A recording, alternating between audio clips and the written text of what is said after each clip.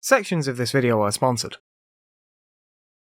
Just a To the Moon series beach episode sends you off on vacation, and no one could ever be sad on vacation, that's illegal.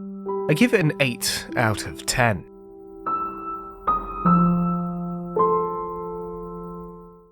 SteamWorld Heist 2 has some minor issues with balancing, but is otherwise a near-perfect strategy game and may well be my favourite entry in the entire series.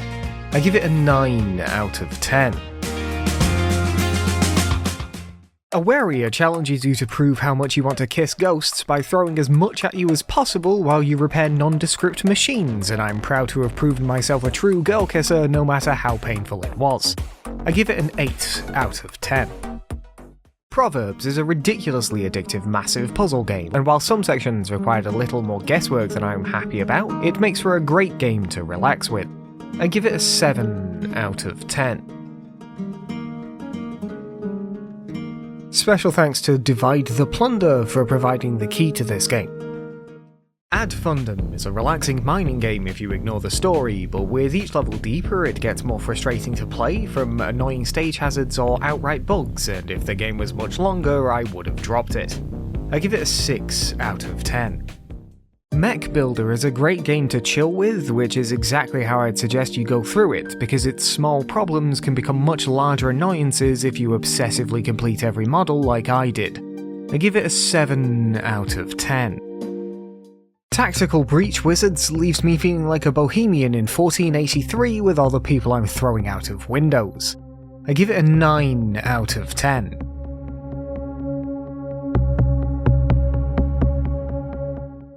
Metaphor Refantazio makes me wonder if we should require all our politicians to go on continent-spanning adventures where they slay monsters before we trust them with running our countries. I give it an 8 out of 10. Little Kitty Big City has some control issues and is a bit buggy, but if you love cats, sandboxes and hats, then you'll love this game. I give it an 8 out of 10. Tavern Talk has terrible pacing, which wouldn't be a problem if the dialogue was more interesting, or if I didn't keep getting shouted at for things I have no control over, but it gains at least 1 point for Carolyn. I give it a 7 out of 10. Thank Goodness You're Here is a game I like less for its gameplay and more for its humour, intensely specific cultural references, and oddly relatable sense of dread. I give it an 8 out of 10. Tavern Talk Tempest Tantrum provides a branching narrative with unique quests for each run, but even doing multiple runs will barely take you an hour, all while still having the same issues as the base game, and this time with no Carolyn. I give it a 6 out of 10. Pepper Grinder could have been a decent if repetitive platformer, but its combat and boss fights drag it down and make an otherwise average experience into a real grind. I give it a 5 out of 10.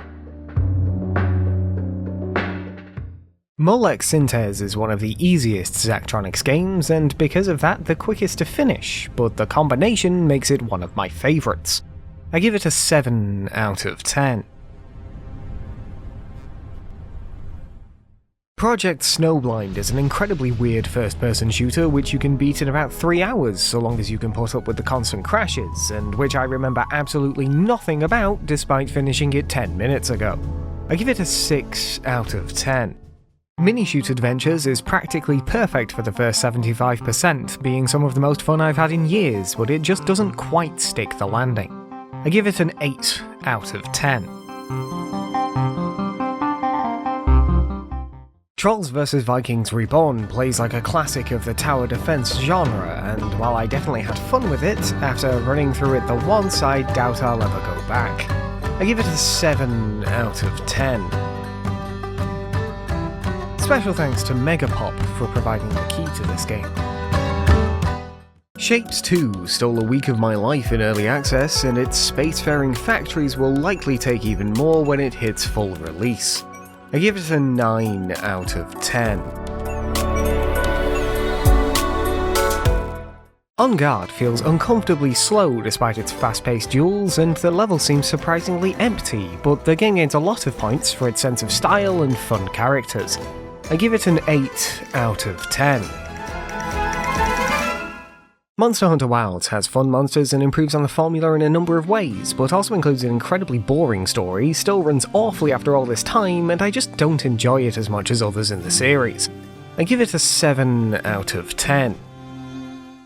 Assassin's Creed Shadows has some great characters, and if you turn on guaranteed assassinations in the options, it's almost like playing one of the old games, but while I enjoyed most of it, the ending falls flatter than Yasuke doing a leap of faith. I give it an 8 out of 10. Warhammer 40k Boltgun Words of Vengeance replaces your bolter with a keyboard, and honestly I didn't expect power armor to have the dexterity required for data entry, but clearly I was wrong. I give it a 7 out of 10. House Flipper is a very comfy game about tidying, painting, fixing and flipping houses, but which can get a bit long in the tooth after your 900th toilet install. I give it a 7 out of 10. Tales of Kenzera Zhao deserves much more praise than it got, and while it definitely isn't flawless, it does have a great story which really nails its emotional delivery, along with some of the best feeling basic movement in any Metroidvania. I give it an 8 out of 10. Clair Obscur Expedition 33 is an incredible story of one family's grief, supported by a fantastic RPG combat system, and let down by some of the worst platforming I've ever had the misfortune of experiencing. I give it an 8 out of 10. Read Only Memories Neurodiver is a short and sweet visual novel with a strong cast of characters, though its strengths can't hide the constant spelling mistakes and poorly mixed voice lines. I give it a 7 out of 10. Mario Kart World is fine, a decent racing game I lost interest in after a few hours, with an open world I just didn't have any real desire to explore. I give it a 7 out of 10.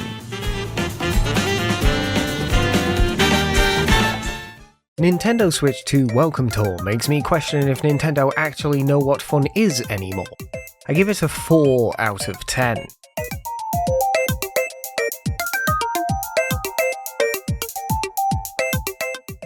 Yakuza 5 teaches us that there's nothing more important to a real man than your dreams, or your friends' dreams, or your enemies' dreams, or the concept of dreams, even if those dreams means going into a ridiculous amount of debt and dying.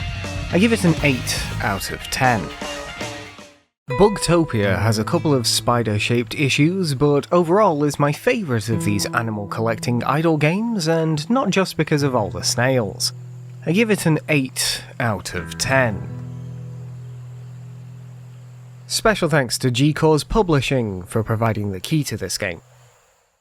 Duck Detective The Ghost of Glamping is a short and tight follow-up to the great mystery of the first game, now with a supernatural twist, but honestly my favourite part is still Freddy. I give it an 8 out of 10. Call of Juarez Gunslinger is a pretty fun Wild West shooter where you're much too drunk to remember if you actually did any of the things you say you're doing, but what I definitely do remember is all of the crashes. I give it a 7 out of 10. Uma Musume Pretty Derby is the horse girl racing gacha which left me in a constant state of confusion, like why does nothing I do really seem to matter, why are all these girls singing at me, and what does Uma Pyoi even mean? I give it a 7 out of 10. Death Stranding 2 On the Beach isn't a revolutionary experience like the prior title, but it is still a fantastic and fantastically weird evolution in its own right. I give it a 9 out of 10. Tiny Terry's Turbo Trip is, depending on how you look at it, a completely unhinged adventure game or a touching story of a child's struggle with disability, but either way it's great. I give it an 8 out of 10. Parkosaurus is the best park management sim I've played in years, with a full campaign, adorable dinosaurs, and a surprising number of rocket ships. I give it a 9 out of 10. Kurohyo Ryuga Gotoku Shinsho teaches us that a man's true strength is found in his philosophy, though it does help if you can punch really hard to back that up. I give it an 8 out of 10. Dungeons of Hinterberg deserves a lot more love than it got, with dungeons that always feel fresh, combat that's at least consistent if not amazing, and a story that's got some good messages without being heavy-handed. I give it an 8 out of 10.